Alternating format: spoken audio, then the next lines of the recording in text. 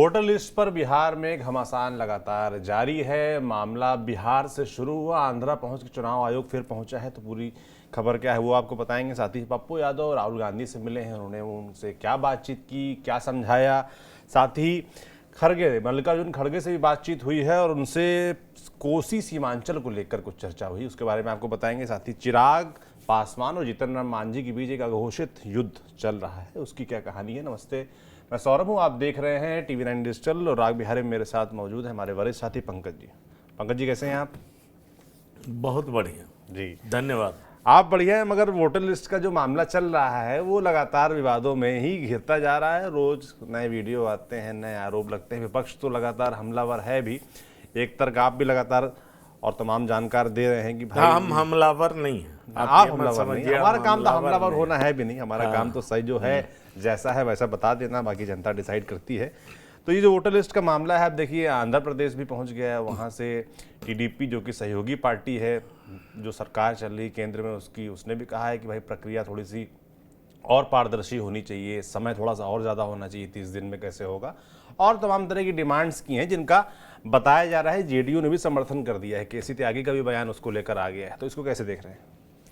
देखिए, आपको एक बात बता दें कि दरअसल अगर आप JDU और TDP की बात करें तो इन दोनों के समर्थन से सरकार चल रही है, इस बात से कौन इनकार कर सकता है। बिल्कुल, ये दो बड़े घटक दल हैं और सरकार चल रही है। जिस तरीके से इन दोनों ने मांग कर दी है उसके बाद तो सरकार दबाव में होगी ही। पर हमें ये भी नहीं भूलना चाहिए कि जो चुनाव आयोग है वो एक ऑटोनॉमस बॉडी है, स्वायत्त संस्था है। सवाल ये है कि वो क्या फैसला करती है और उसके फैसले पर सरकार अनुरोध कर सकती है या सरकार फरमान दे सकती है, ये समझने वाली बात है। अब सवाल ये है कि सारी पार्टियां, पॉलिटिकल पार्टियां अगर इस तरह की मांग करती है तो स्वायत्त संस्था भी उसको मानने के लिए तैयार होती है, उसको होना पड़ता है। यहाँ पर देखिए बड़ा सवाल ये है कि TDP ने मांग कर दी, KC त्यागी ने मांग कर दी। दरअसल इन दोनों के मन में क्या है, ये दोनों अपने वोट को एड्रेस कर रहे हैं, वजह जो भी हो, लेकिन बिहार में इसको लेकर के कोहराम मचा हुआ। बिल्कुल, और कोहराम इस कदर मचा हुआ है कि एक सीनियर जर्नलिस्ट पे भी FIR दर्ज हुआ है। वो बिहार गए, बिहार में वो अलग अलग जगह पर गए, जो उन्हें दिखा उन्होंने दिखाया और उसके बाद उन पे गलत इन्फॉर्मेशन देने का आरोप लगा, प्रशासन ने लगाया और उसके बाद FIR हुआ। अब देखिए, कल मुकेश सहनी ने कह दिया कि अगर BLO कुछ लोगों का नाम छोड़ देंगे तो उनका घर जला दिया जाएगा, मार दिया जाएगा, बवाल हो सकता है। फिर वो अपनी बातों से पीछे मुड़ गए। उन्होंने कहा मेरे कहने का ये गलत मतलब नहीं निकाला जाए, मैंने ये कहा है कि उन्हें बोनस दिया जाए। वो बहुत ज़्यादा काम कर रहे हैं, उनके ऊपर बहुत दबाव है, इतना कम समय में इतना काम करना बहुत बड़ी बात है, तो इसलिए मेरे कहने का गलत अर्थ नहीं निकाला जाए। कुल मिलाकर के कहा जा रहा है कि तकरीबन 5% वोटर्स, ज़्यादा से ज़्यादा 5% वोटर्स के नाम कट रहे हैं। 35 लाख से 1 करोड़ की चर्चा हो रही है। अगर 35 लाख वोटर्स के भी नाम कटते हैं तो निश्चित तौर पर वो किसके लिए घातक होगा, कौन हारेगा, किसकी हार होगी, ये एक बहुत बड़ी बात है। और 35 लाख में आंकड़ा सिर्फ वैसे लोगों का रही ना, उसमें कुछ मृतक भी हैं, तमाम वो सारी बातें ठीक है, पर वो है ना कि लोगों को लग रहा है, कौन सी पार्टी को लग रहा है, RJD को लग रहा है मेरे वोटर काटे जा रहे हैं। RJD ने सूत्र और मूत्र किस तरीके से कहा ये आपको पता है। अब ऐसे में सवाल उठता है कि चलिए, चुनाव आयोग की तरफ से कहा जा रहा है जो मर गए, जो परमानेंटली डिस्प्लेस हो गए, माइग्रेट कर गए, और तीसरी बड़ी बात, एक व्यक्ति का 2 जगह नाम है, तो इन 3 कैटेगरी वाले लोगों का नाम हटाया गया है, डिलीट किया गया है। तो फिर भी RJD को दिक्कत है ना। RJD इस बात को मानती है कि भाई इस तरीके के लोगों ने लोकसभा में भी वोट किया, ये भी बड़ा वैलिड पॉइंट है, क्या किया। तो सवाल कई हैं, लेकिन कभी तो चुनाव आयोग जगेगा ना। अगर एक व्यक्ति 2 जगह वोट कर रहा है या 2 जगह उसका वोटर लिस्ट में नाम है तो ये भी गलत है। एक व्यक्ति जो माइग्रेट कर चुका है उसका नाम उसके होम स्टेट में है वो भी गलत है, क्योंकि जहां पे माइग्रेट किया है वहां पर उसके पास वोटर आईडी कार्ड है, तो ये भी गलत है। और कोई व्यक्ति जो मर चुका है उसका नाम क्यों होना चाहिए, ये भी गलत है। तो चुनाव आयोग भी अपनी जगह पर गलत कर रहा है, ऐसा तो हम कह नहीं सकते।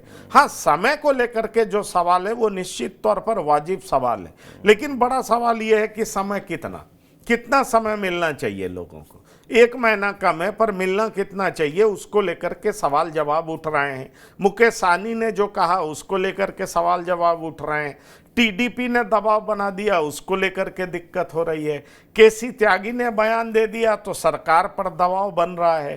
पर आप ये देखेंगे कि आधार सैचुरेशन जिसकी बात हमने की, जिस जिले में 38 जिला है बिहार में, और 38 में 37 जिले में आधार सैचुरेशन जो है वो 100 से पार है। अरे भाई, आबादी 100 होगी तो आधार कार्ड 122 कैसे बन जाएगा?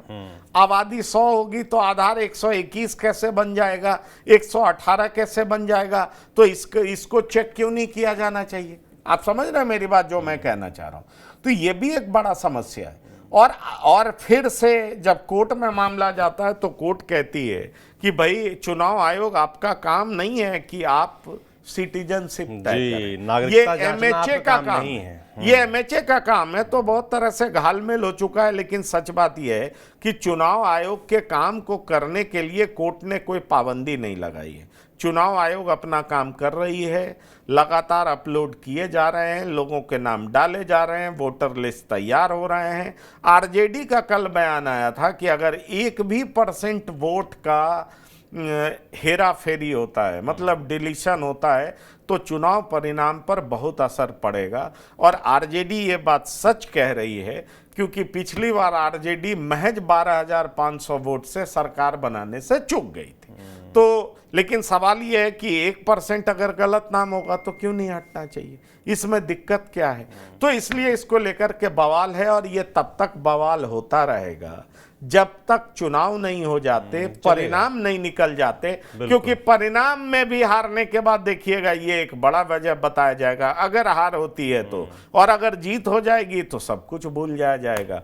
तो इसलिए ये सब चलेगा। लोकतंत्र का ब्यूटी है जो आप देख रहे हैं, उस पर सवाल जवाब, बहुत सारे इंस्टीट्यूशंस हैं जो इसमें इन्वॉल्व भी हैं। लोग अलग अलग प्लेटफॉर्म से आवाज उठा रहे हैं। अगर उनकी आवाज आज नहीं सुनी जा रही है तो कल सुनी जाएगी। लेकिन सरकार पर टीडीपी और जेडीयू द्वारा बोले जाने के बाद निश्चित तौर पर दबाव तो बढ़ गया। बिल्कुल, दबाव तो बनेगा ही। जाहिर सी बात है कि उन्हीं के सहारे सरकार चल भी रही है, और दबाव बनना भी चाहिए। टाइमिंग पर तो सवाल उठ ही रहे हैं कि एकदम ठीक चुनाव से पहले, जब चुनाव को भी 3 महीने बचे हैं, उसमें 1 महीने के अंदर वो प्रक्रिया अपनाई जानी है। 8 करोड़ से ज़्यादा वोटरों के पास पहुंचना है चुनाव आयोग को। हालांकि चुनाव आयोग का कहना है कि वो 90% काम अपना लगभग पूरा कर चुका है, 10% लगभग बचा है, वो भी पूरा हो जाएगा।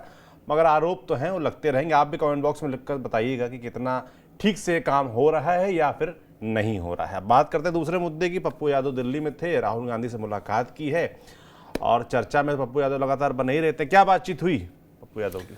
देखिए, पप्पू यादव के बारे में कहा जा रहा है कि उनकी पत्नी रंजीता रंजन की मदद से पप्पू यादव को तुरंत बुलाया गया। पप्पू यादव को जो जिस ट्रक पर तेजस्वी यादव, राहुल गांधी, शकील अहमद खान,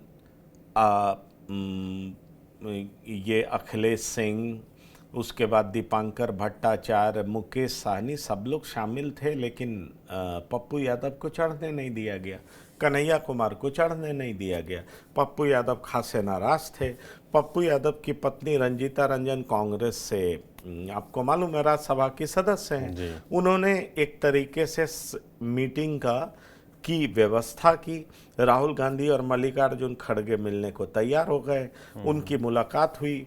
पप्पू यादव ने इस बातचीत में ये कहा कि सीमांचल में, कोशी में हम कांग्रेस को मैक्सिमम सीटें दिलाएंगे। हमें 90 सीट कम से कम मांगना चाहिए, हमें अपने सम्मान के साथ कोई समझौता नहीं करना चाहिए। और पप्पू यादव ने यह भी कहा कि हमें किसी भी शर्त पर आरजेडी के चीफ मिनिस्टर को एक्सेप्ट नहीं करना चाहिए। आज लोग राहुल गांधी के बात को, विचार को एक्सेप्ट करने लगे हैं, उसको मानने लगे हैं। तो कांग्रेस को कभी भी डिफेंसिव नहीं रहना चाहिए। नहीं, ये जो सीएम वाली बात है, इस पे क्या जवाब हुआ, इस पे क्या नहीं, बात हुई? इस पे देखिए, इस पे बड़ा इंटरेस्ट होगा लोगों का, कांग्रेस इंटरेस्ट है, लेकिन देखिए राहुल गांधी ने कहा आप जाइए आप काम करिए, मल्लिकार्जुन ने कहा आप जाइए आप काम करिए, आप कांग्रेस को ज्यादा से ज्यादा सीटें जिताइए। देखिए मजेदार बात यह है कि कांग्रेस भी पप्पू यादव का इस्तेमाल बहुत तरीके से करती है ना। जब उसको कुछ आरजेडी को कहलवाना होता है तो कांग्रेस पप्पू यादव का पीठ सहला देती है, और जब आरजेडी के दबाव में आना होता है तो कांग्रेस पप्पू यादव से दूर हो जाती है।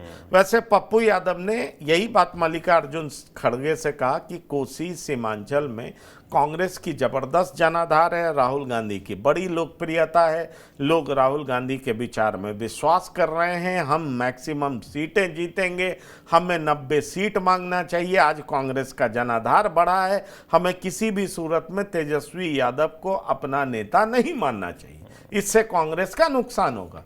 परिणाम आ जाने दीजिए, जिसके पास ज्यादा सदस्य होंगे उसका मुख्यमंत्री होगा, हम पहले से ही क्यों डिफेंसिव होते हैं। और इस तरह की बात वो समझाए हैं, उनका पीठ थपथपा दिया गया है। पप्पू यादव गदगद हैं, वो पुराना दर्द भूल गए कि उन्हें ट्रक पर बुलाया नहीं गया था, उन्हें बड़े ही इंसल्ट करके उन्हें उतार दिया गया। पप्पू यादव रोए भी थे, लोगों से अपनी दर्द भी शेयर कर रहे थे। पर बड़ा सवाल ये है कि जिस तरीके से अब पप्पू यादव का पीठ सहलाया गया है, उन्हें ढाढ़स दिया गया है, अब पप्पू यादव को लग रहा है कि उनके लोगों को भी टिकट मिल जाएगा, कोसी सीमांचल में उनकी बड़ी हैसियत होगी, वो ज़्यादा से ज़्यादा लोगों को जिताएंगे। पर क्या पप्पू यादव ऐसा करा पाएंगे, ये देखने वाली बात है। बिल्कुल, ये इंटरेस्टिंग होगा देखना कि पप्पू यादव की कितनी चलती, क्योंकि आपने तो बता ही दिया कि उनसे तो कह दिया गया कि जाइए आप काम करिए, बाकी फैसला तो ऊपर दिल्ली में ही होगा। चिराग पासवान और जितन राम मांझी, इनके बीच जो चल रहा है आजकल, उसके पीछे क्या कारण है? सीट बंटवारे को लेकर कुछ मसला है, वर्चस्व को लेकर है, क्या है? देखिए, जन स्वराज पार्टी के एक नेता हैं किशोर मुन्ना, इनफैक्ट वो पहले बीजेपी से विधायक होते थे, उसके बाद उनका टिकट काट दिया गया, अब वो जन स्वराज में शामिल हो गए। किशोर कुमार मुन्ना ने ये बातें कही हैं कि आरजेडी जन स्वराज पार्टी की लोकप्रियता से डरती है, और जहाँ तक एनडीए का सवाल है तो दलित वोट बैंक को लेकर के चिराग पासवान और जीतन राम मांझी के बीच में शीत युद्ध चल रहा है। अगर आप शीत युद्ध की बात करेंगे तो शीत युद्ध क्या, खुल कर के भी युद्ध हमने देखा है। कोटा विद इन कोटा के मसले पर जीतन राम मांझी और चिराग पासवान एक दूसरे के आमने सामने थे। चिराग पासवान तो सरकार के विरुद्ध सड़कों पर उतरे हुए थे। जीतन राम मांझी का दर्द बार बार बीच में बाहर आता रहा है कि उनके पास भी जनाधार किसी से कम नहीं है, वो भी 40 सीटों के हकदार हैं, और इस तरह की मांग वो एनडीए में करते रहे हैं। पशुपति पारस के घर जाकर के दिवंगत नेता रामविलास पासवान की पुण्यतिथि पर शामिल हुए हैं, जो कि कभी भी चिराग पासवान को पसंद नहीं आएगा। और चौथी बड़ी बात यह है कि अभी हाल फिलहाल कुछ दिन पहले उन्होंने ये कहा था कि चिराग पासवान की उम्र अभी कम है, राजनीति में उन्हें बहुत कुछ सीखना है। तो सवाल ये है कि जब इस तरह की बात जीतन राम मांझी करते हैं तो ये माना जा रहा है कि सीटों को लेकर के, गठबंधन में महत्ता को लेकर के कि कौन ज़्यादा इम्पोर्टेंट है, किसके पास ज़्यादा दलितों का वोट है, तो उन सब चीज़ों को लेकर के चिराग पासवान और जीतन राम मांझी के बीच में लड़ाई है। देखिए, जीतन राम मांझी की तरफ से औपचारिक तौर पर जब प्रवक्ता आते हैं तो कहते हैं ऐसा कुछ भी नहीं है, दोनों के बीच बड़े अच्छे रिश्ते हैं। जीतन राम मांझी चिराग पासवान के पिता दिवंगत नेता रामविलास पासवान के साथ बेहतर तरीके से राजनीति करते रहे हैं, दोनों के बीच में बड़े अच्छे संबंध हैं। चिराग पासवान भी कहते रहे कि जीतन राम मांझी मेरे लिए पिता तुल्य हैं। पर बड़ा सवाल ये है कि दलित वोट बैंक को लेकर के चिराग पासवान और जीतन राम मांझी के बीच में शीत युद्ध है, वो कई ऐसे मौके पर दिखा भी है। आपको याद होगा कि जीतन राम मांझी ने यहाँ तक कहा था कि वो तो 40 सीट के हकदार हैं, यहाँ तक कहा था कि उन्हें भी 1 सीट मिला और वो 1 सीट जीत गए, तो उनका भी 100% जो है वो स्ट्राइक रेट है।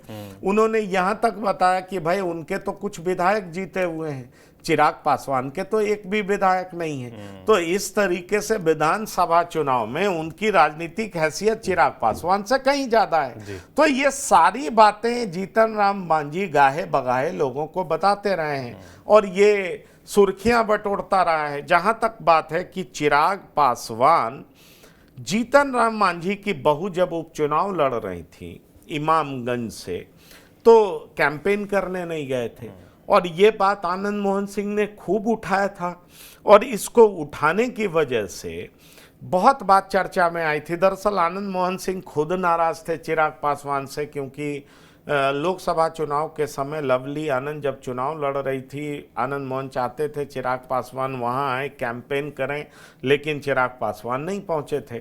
तो आनंद मोहन सिंह ने जीतन राम मांझी के कंधे पर बंदूक रख करके और खूब डराया धमकाया, बहुत कुछ बोला चिराग पासवान के खिलाफ। लेकिन अगर ऐसे कहा जाए तो एनडीए में बड़ा घटक दल कौन है, तो बड़ा घटक दल बीजेपी है और उसके बाद कौन है, जेडीयू है।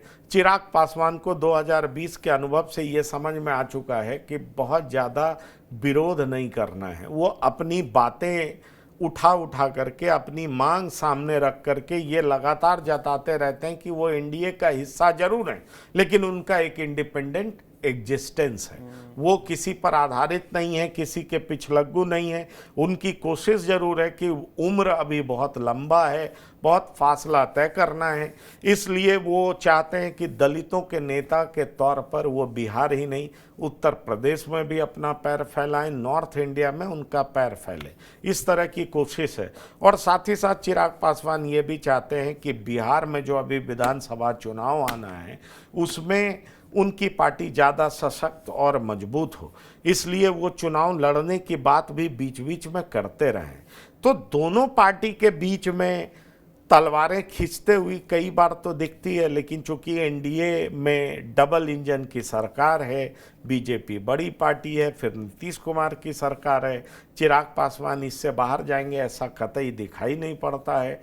थोड़ी बहुत रस्साकसी है, टसल है, लेकिन बड़े भाई के तौर पे बीजेपी और जेडीयू तमाम चीज़ों को मैनेज करने में समर्थ है, इसलिए मुझे ऐसा कुछ दिखाई नहीं पड़ता कि एनडीए में ऐसी भीषण लड़ाई है जिसकी वजह से चुनाव से पहले कोई बड़ा नुकसान होने जा रहा है। बिल्कुल, आप कह रहे हैं छिटपुट जो लड़ाइयाँ हैं वो चलती रहेंगी और जाहिर सी बात है कि अब टिकट कितने किसके हिस्से आएंगी इस पर भी बंटवारा होना है, तो उससे पहले दबाव बनाने का प्रयास भी किया ही जाएगा एक दूसरे पर, तो वो जारी है। बाकी बिहार की सियासत है, चलती रहेगी और चुनाव आते आते बढ़ती रहेगी। हमारी नज़र आप तक हम यूँ ही पहुँचाते रहेंगे। आज राग बिहारी में इतना ही।